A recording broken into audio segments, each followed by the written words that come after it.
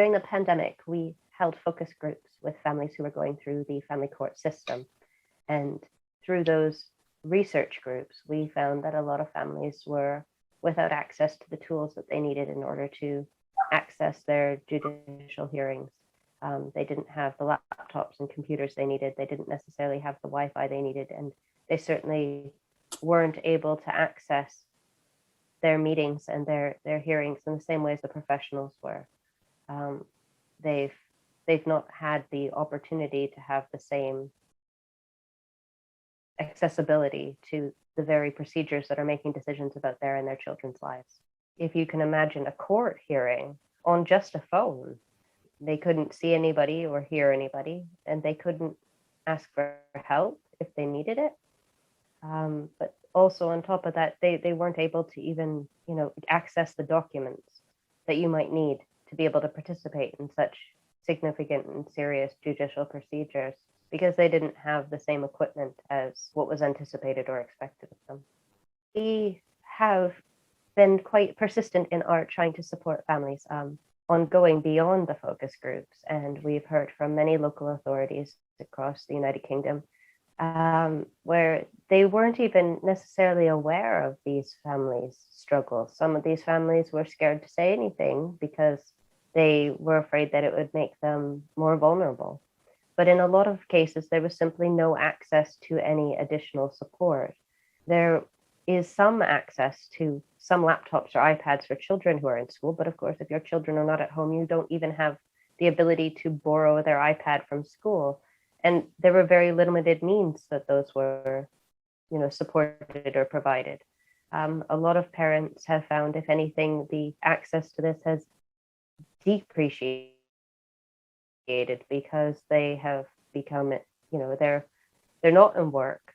With all the different lockdown regulations and COVID restrictions, they have even poorer financial situations. I spoke to a mother just yesterday who just had her phone cut off. I think I'm supplying more phone cards than ever before to families.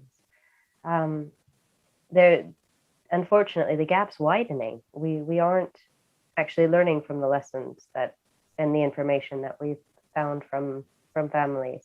And I think in discussing with professionals, a lot of them just really they weren't aware that there was a problem.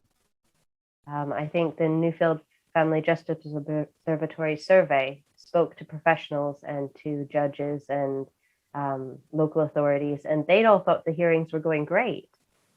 I think, unfortunately, there's still a huge communication gap.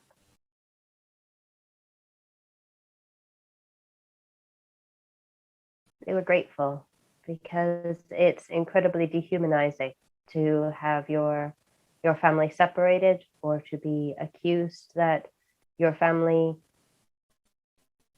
needs, such stigmatizing support. Unfortunately, it doesn't make you feel good about yourself when your local authority says that they might need to intervene in your family life, or if you're suffering family breakdown, or if you're suffering such huge struggles. We don't have a very friendly approach to supporting those people. And so often they felt very bad about themselves, and having somebody listen and somebody who wanted to support them was very positive. We've heard overwhelmingly. A lot of the families that we have been in touch with have continued to be in touch, and have only brought more families to be in touch because there's so little place for them to go. They don't feel that there's support that they can access.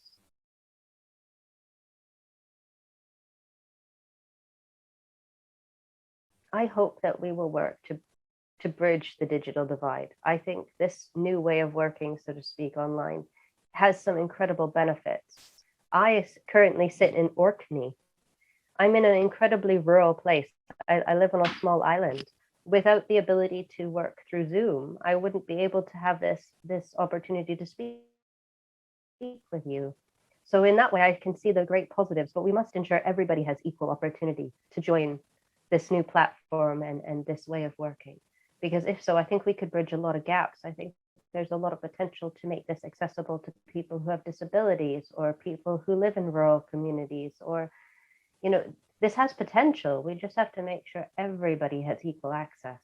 I would encourage everyone to have to take the opportunity to read socially distanced activism so that they can find out more and perhaps even learn from it so that they can ensure that those in their community are also able to access these fundamental tools that are so necessary to our lives right now and going forward.